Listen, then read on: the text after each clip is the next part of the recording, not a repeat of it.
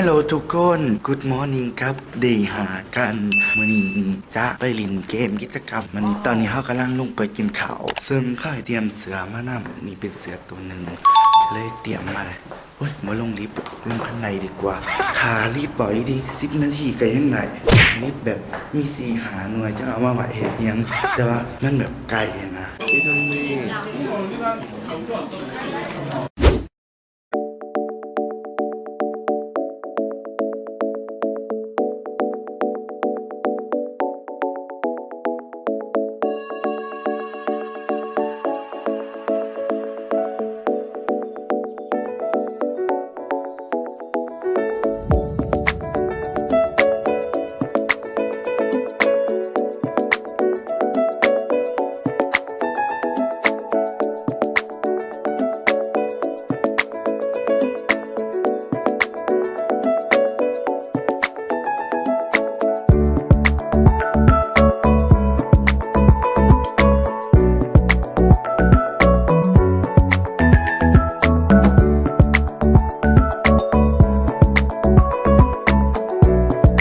ทุกคนสุดท้ายก็ฮอดแล้วโคตรแบบอยู่ในรถ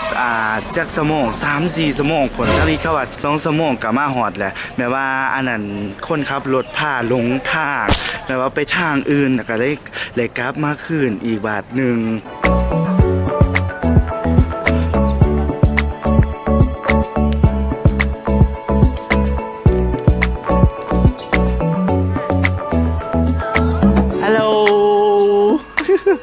ตอนนี้เรากำลังจะลงไปขี่เรืออีกนั่งอีก40 นาทีนี่วะ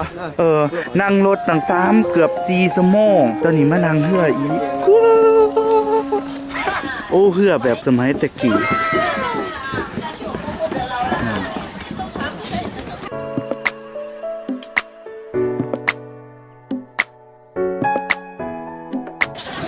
เ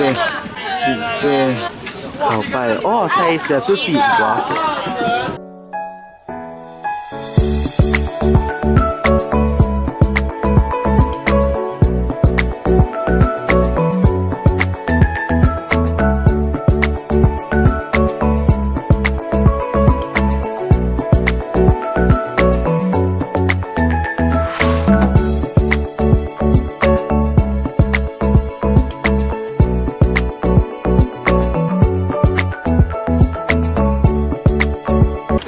ผู้สาวโอ้ยเดี๋ยวบ่ฝ่ามันโลโฟกัส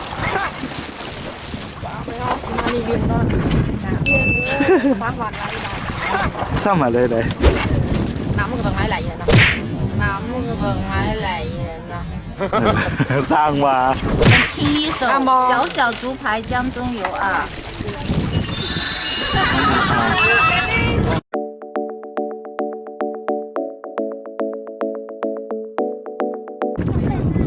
นี่แบบข้างท้ายหน่อยจะมีวีแชทเพจ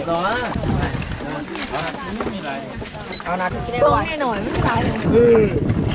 เงินกูตะวะคนจีนก็ว่าเพจฮอตเลวของเสียงขายถอยก็ไม่อย่างงานมาหนายังต้องหมัดเอาหรอกเขาไปฟังบ่เป็นมันน่าเป็น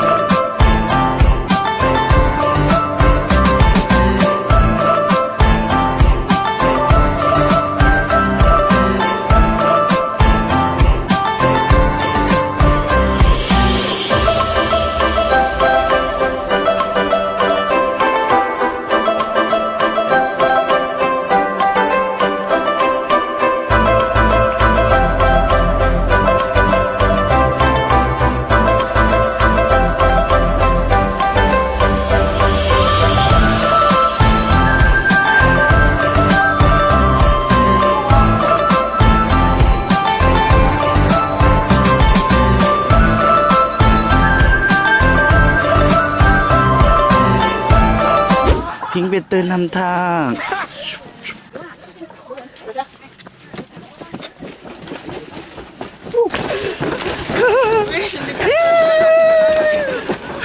哎呦，要我们呢？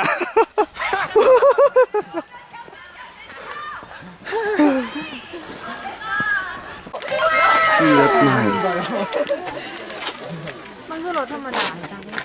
ไปช่างเชิญ你们เอามานั่งไม่โดดเอามานั่งไม่โหลดกัน มีการให้เรากันด้านหลังอู้ยตั้งหลัง ตอนนี้มาเรานั่งรถกันเนาะกำลังสิไปกินเขาเพศกัน โอ้ยอะไรอีหยังวะขึ้นมาถึงแล้วหออยากนั่งรักน้ำหมูแต่ว่าในนั่งหนาคนเดียวเด็กเต้นน้ำทางไปแล้วว้า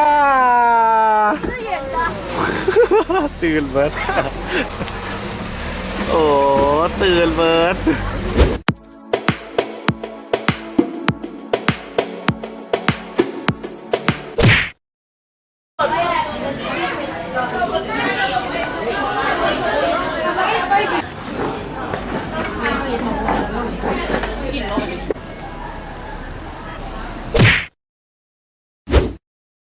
走路的那个人，我们有10米长，就我的车头到车尾这么长的一个部分啊。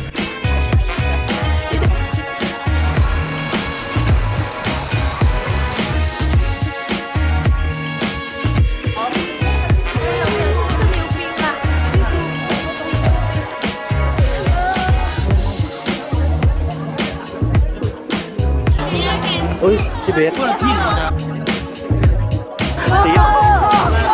ว้าใส่โดนเป็นที่นอก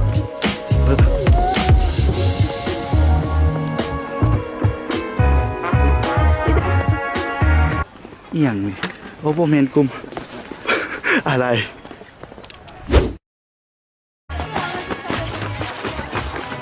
ตอนนี้มาหลินเกมกันเกมโหลดอันไหนกะกินอะไรกันครับเพื่อนไปขี่แล้วเอาโหลดเข้าไปเอาโหลดเข้าไป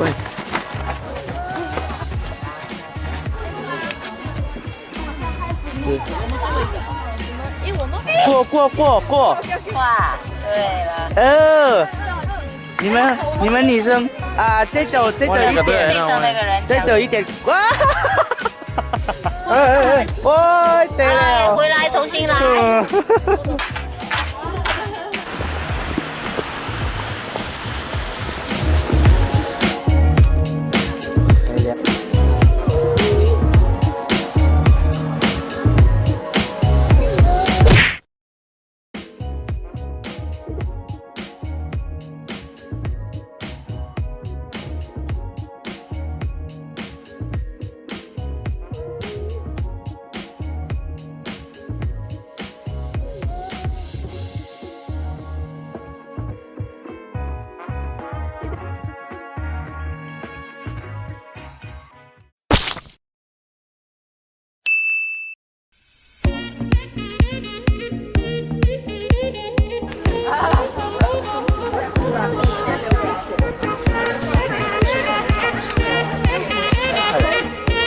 นี่ก็เป็นห